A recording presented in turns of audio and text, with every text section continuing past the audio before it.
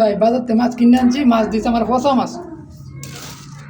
আইসে উপরে ভালা মাছ, কেউ দিয়েছে ফসা মাছ। আমি বাসাত নিয়ে আইসি ভাই, দেন ফসা মাছ। এই ফসা মাছ খাওয়ান দেবে ভাই, রোজা রমজানের দিন আমার কি টকানটা ঠকাইছে এবারে, কি খাওয়া লাগে দেন, দুঃখে বাঞ্চতে যায় মন চাই। মাছ আনছি, এখন ফসা মাছ দিছে। মুরগি দিছে 2-1.5 2.5 কেজি মুরগি, এখন বাসাতে নেই মাপে দিই 1.5 কেজি। খালা মনে মুরগির ব্যবসা করে, এরা ফাল্লা 2 নাম্বারই করে, দেখছেন রোজা রমজানের দিনও 2 নাম্বারই করে। ভাই আগে কি কন লাগে না আপনারাই কন। মানে আমি আজকে মাছ কেনার যায় আর বস্তু কেনার যায় মনে হয় পুরা টুকি গেছি।